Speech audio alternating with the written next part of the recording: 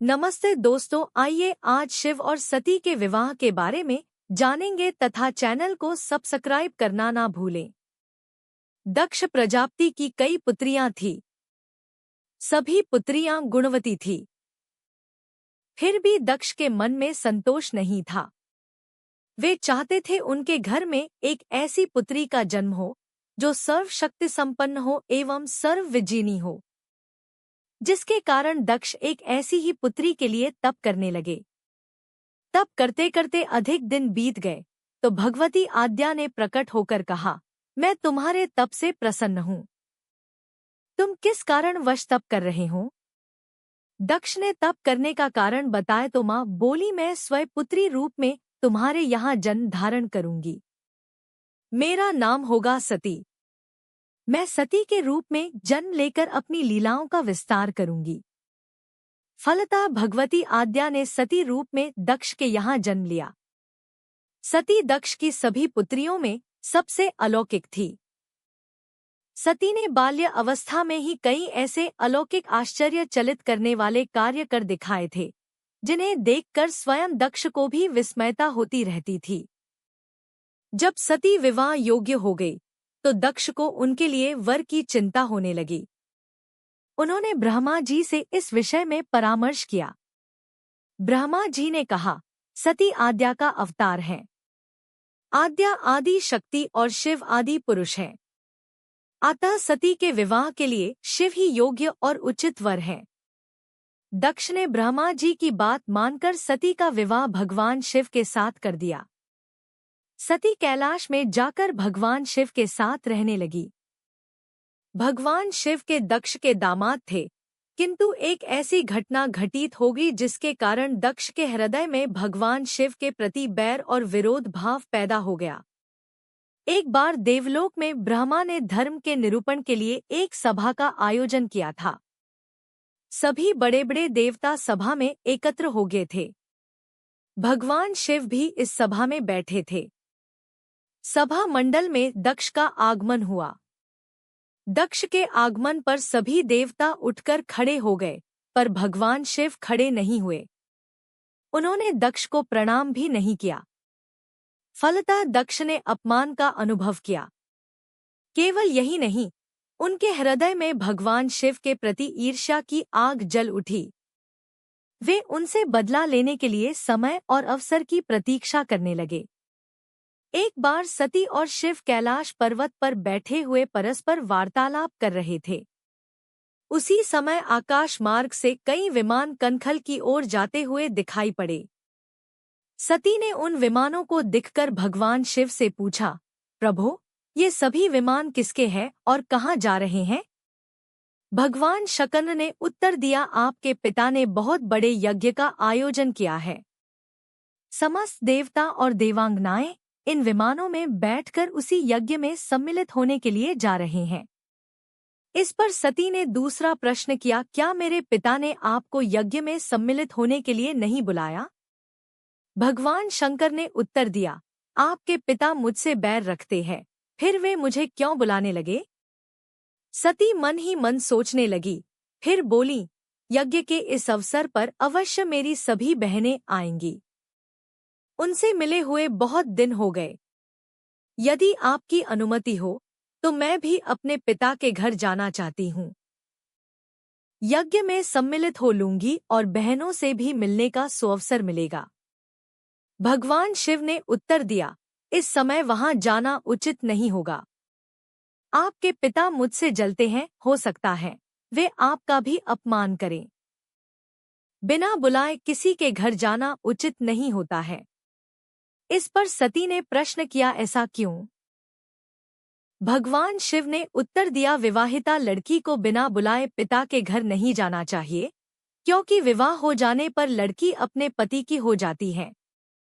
पिता के घर से उसका संबंध टूट जाता है। लेकिन सती पीहर जाने के लिए हठ करती रहीं। अपनी बात बार बार दोहराती रहीं। उनकी इच्छा देखकर भगवान शिव ने पीहर जाने की अनुमति दे दी। उनके साथ अपना एक गण भी साथ में भेज दिया। उस गण का नाम वीरभद्र था। सती वीरभद्र के साथ अपने पिता के घर गईं। घर में सती से किसी ने भी प्रेमपूर्वक वार्तालाप नहीं किया। दक्ष ने उन्हें देखकर कहा, तुम क्या यहाँ मेरा अपमान कराने आई हो? अपनी बहनों को तो देखो, वे किस प्रकार भांति भांति के अलंकारों और सुंदर वस्त्रों से सुसज्जित हैं। तुम्हारे शरीर पर मात्र बाघंबर हैं। तुम्हारा पति श्मशानवासी और भूतों का नायक है। वह तुम्हें बाघंबर छोड़कर और पहना ही क्या सकता है? दक्ष के कथन से सती के हृदय में पश्चाताप का सागर उमड़ पड़ा।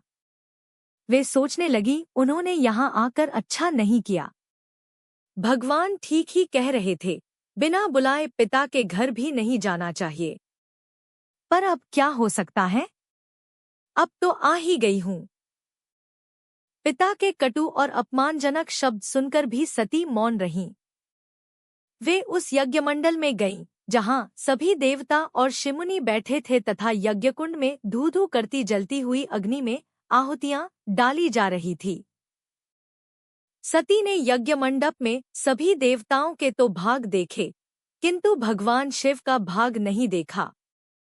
वे भगवान शिव का भाग न देखकर अपने पिता से बोली, पितृश्रेष्ठ यज्ञ में तो सबके भाग दिखाई पड़ रहे हैं, किंतु कैलाशपति का भाग नहीं है। आपने उनका भाग क्यों नहीं रखा? दक्ष ने गर्व से उत्तर दिया, मैं तुम्हारे पति शिव को देवता नहीं समझता। वह तो भूतों का स्वामी, नग्न रहने वाला और हड्डियों की माला धारण करने वाला है। वह देवताओं की पंक्ति में बैठने योग्य नहीं है। उसे कौन भाग देगा? सती के नेत्र लाल हो उठे। उनकी भौहें कुटिल हो गई। उनका मुखमंडल प्रलय के सूर्य की भांति तेजोदीप्त हो उठा। उन्होंने पीड़ा से तिलमिलाते हुए कहा, ओ मैं इन शब्दों को कैसे सुन रही हूँ, मुझे धिक्कार है। देवताओं, तुम्हें भी धिक्कार है। तुम भी उन कैलाशपति के लिए इन शब्दों को कैसे सुन रहे हो जो मंगल के प्रतीक हैं और जो क्षण मात्र में संपूर्ण सृष्टि को नष्ट करने की शक्ति रखते हैं। वे मेरे स्वामी हैं। नारी के लिए उसका पति ही स्वर्ग होता है। जो नारी अपने पति के लिए अपमानजनक शब्दों को सुनती है, उसे नरक में जाना पड़ता है। पृथ्वी सुनो, आकाश सुनो और देवताओं, तुम भी सुनो, मेरे पिता ने मेरे स्वामी का अपमान किया है।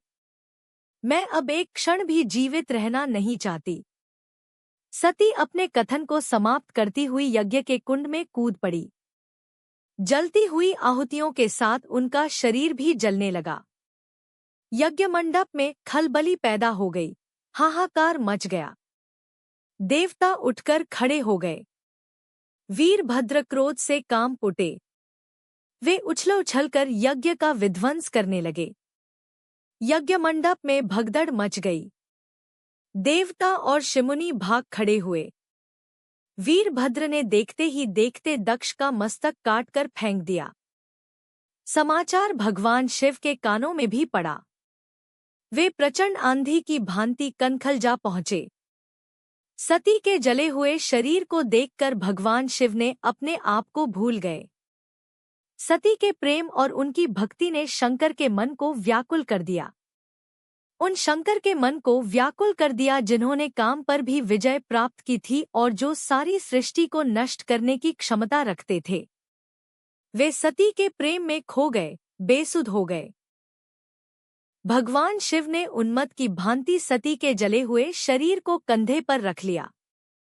वे सभी दिशाओं में भ्रमण करने लगे।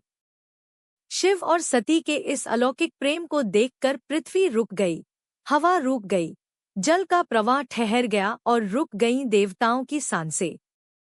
सृष्टि व्याकुल हो उठी। सृष्टि के प्राणी पुकारने लगे, पाहिमाम पाहिमाम। भयानक संकट उपस्थित देखकर सृष्टि के पालक भगवान विष्णु आगे बढ़े। वे भगवान शिव की बेसुधी में अपने चक्र से सती के एक एक अंग को काट काट कर गिराने लगे। धरती पर 51 स्थानों में सती के अंग कट-कट कर गिरे। जब सती के सारे अंग कटकर गिर गए, तो भगवान शिव पुनः अपने आप में आए। जब वे अपने आप में आए, तो पुनः सृष्टि के सारे कार्य चलने लगे। धरती पर जिन 51 स्थानों में सती के अंग कट-कट कर गिरे थे, वे ही स्थान आज शक्ति के पीठ स्थान माने जाते हैं। आज भी उन स्थानों में सती का पूजन होता है, उपासना होती है।